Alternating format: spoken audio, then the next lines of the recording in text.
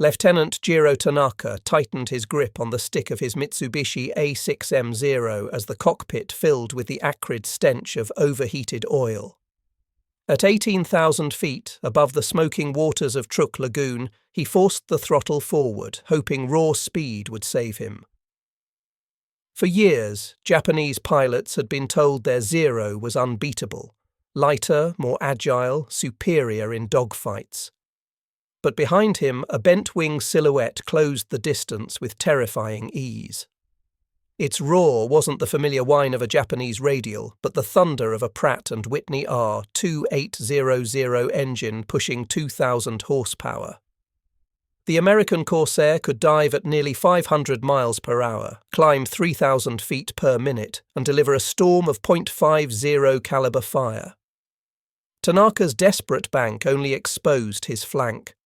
The myth of Japanese aerial supremacy was breaking apart piece by piece in skies just like these.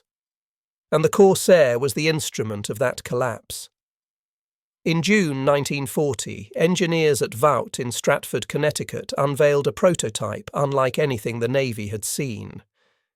The F-4U Corsair mounted the largest propeller ever fitted on a fighter, a 13-foot Hamilton Standard, so huge it required an inverted gull wing just to clear the deck.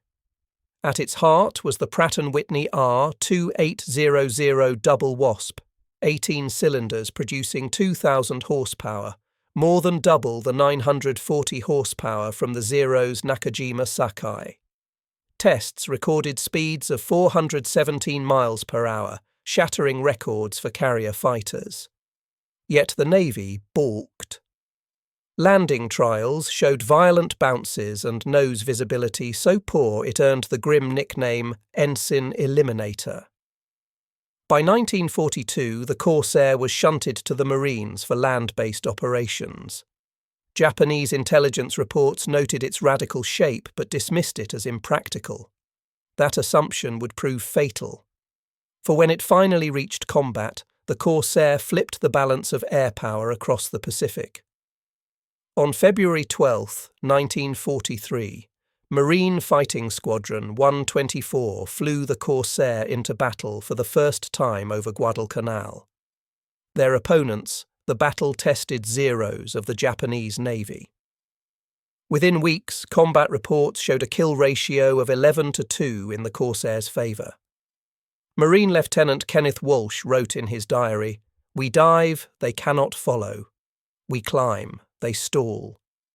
The Corsair's 70-mile-per-hour speed advantage in a dive and superior climb rate shredded the dogfighting tactics the Japanese had perfected since 1941. Yet the Marines fought their own battles with the machine. Landing accidents were frequent, and maintenance crews struggled with hydraulic leaks and fragile landing gear. Some commanders doubted whether this ungainly aircraft could be the backbone of US air power. But results spoke louder than flaws. The Japanese soon realized they faced a predator they couldn't outmaneuver, and the terror it inspired was just beginning to spread. Veteran ace Saburo Sakai later recalled that the Corsair was the toughest opponent we faced. For Japanese squadrons stationed at Rabaul in mid-1943, the shock was immediate. A Zero could manage 330 miles per hour flat out, while a Corsair could sprint past 417 miles per hour. Pilots reported melted engine cylinders from pushing their aircraft to the limit in vain attempts to escape. Even when climbing, the Zero's lightweight frame stalled while the Corsair clawed skyward. Squadron briefings that once brimmed with confidence now carried undertones of dread. Propaganda had long promised that Japanese pilots embodied invincible spirit, but here was proof that spirit alone could not outfly American horsepower. One mechanic recorded in his logbook, "Engines destroyed in climbs, men destroyed in fear." And worse for Japanese morale, every failed escape confirmed what they quietly feared. There was no tactic left to guarantee survival once a Corsair locked on. The Corsair carried 6.50 caliber Browning M2 machine guns, each capable of firing 750 rounds per minute. A half-second burst meant 70 rounds tearing through aluminum and flesh.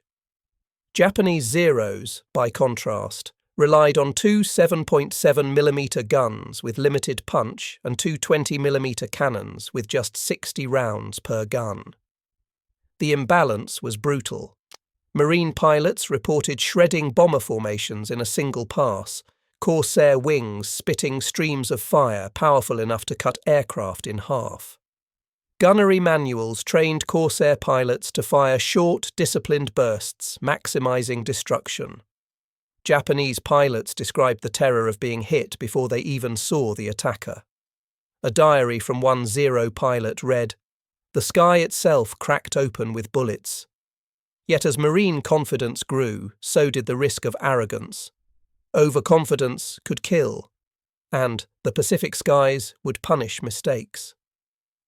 The Corsair was powerful, but victory was never automatic. In 1942, the US Navy had rejected the Corsair for carrier duty, calling it unsafe for deck operations. Its long nose blinded pilots on approach, and its bouncy landing gear made crashes frequent. For nearly 2 years, it was relegated to Marine Corps land bases. But by 1944, modifications and new training methods changed everything. Pilots learned curved landing approaches to offset poor visibility, while stronger landing gear absorbed the brutal impacts. By September 1944, Corsairs from VF-84 flew off the USS Bunker Hill, escorting raids deep into Formosa. The Japanese expected slow, predictable Wildcats and Hellcats. Instead, Corsairs ripped through their defences at blistering speeds. What had once been dismissed as unsuitable for carriers now became the spearhead of carrier-based operations. For the Japanese, this was a nightmare. The one gap they had counted on, the absence of Corsairs from carrier decks, had closed, and with it their hopes of holding the seas. By late 1944, as Japan turned to kamikaze tactics, the Corsair's value only grew. With a climb rate of 3,000 feet per minute, it intercepted suicide planes before they reached American ships. At Okinawa, statistics show Corsairs destroyed over 2,140 Japanese aircraft, many of them kamikazes. Kill ratios soared above 11-1. Marines described the psychological toll. Spotting kamikazes meant watching men willingly plunge to their deaths, yet their duty was to stop them. Japanese survivors of kamikaze units admitted they rarely even saw the Corsairs before dying in fire. One pilot later recalled, "It was like diving into death before even reaching the enemy." For both sides, the stakes were absolute. For the Japanese, failure meant dishonor. For the Americans, failure meant burning ships. And in those desperate days, the Corsair proved it could meet even the deadliest new threat Japan could summon. In 1945, Japan fielded the Kawanishi N-1 K-2J Shiden Kai, a powerful fighter with a 1,990 horsepower engine that could match the Corsair on paper. But only about 1,400 were built compared to 12,571 Corsairs. Shortages of high-octane fuel and trained pilots turned potential rivals into paper tigers. Reports from American intelligence described novice Japanese pilots, barely 100 hours in the cockpit, thrown into battles they could not win. Mechanics scrounged parts, sometimes cannibalizing wrecks. A Japanese officer later admitted, "We were throwing spears at tanks." Meanwhile, Corsair squadrons honed gunnery precision to near perfection. In March 1945, VF-17 pilots claimed 154 kills in a single deployment. Numbers, training and technology all converged against Japan. The few Shidens that did rise into the skies were cut down before they could tip the balance. And with each failed sortie, the dream of restoring parity disintegrated further. By the end of the war, Japanese pilots had a name for the Corsair: the Death Bird. US records showed an overall kill ratio of 11-1 in the Pacific, one of the highest of any Allied aircraft. Beyond speed and guns, its rugged design meant Corsairs returned home riddled with holes that would have downed a Zero instantly. Marines praised it as both a shield and a sword. Post-war Japanese testimonies reveal something deeper than statistics, a recognition that the Corsair symbolized an unstoppable tide. One veteran recalled, "Facing the Corsair was knowing you would not return." Even after 1945, the Corsair flew again in Korea, strafing tanks and trenches with bombs and rockets. Its silhouette became a lasting image of American dominance in the air. And for Japanese pilots who survived, the memory of those bent wings never faded. The F-4U Corsair was more than just an aircraft. It was the physical embodiment of America's industrial might and technological leap. 12,571 were built, assembled from parts made in dozens of states, propellers from Connecticut, engines from Michigan, wings from Texas. Each represented a supply chain Japan could never match. But the Corsair's true impact went beyond hardware. It dismantled the myth of Japanese invincibility in the air. From Truk to Okinawa, Japanese pilots found themselves outrun, outclimbed, and outgunned. Their confidence eroded as quickly as their aircraft. The Corsair was not flawless. It was dangerous to land, brutal to maintain, and demanded disciplined pilots.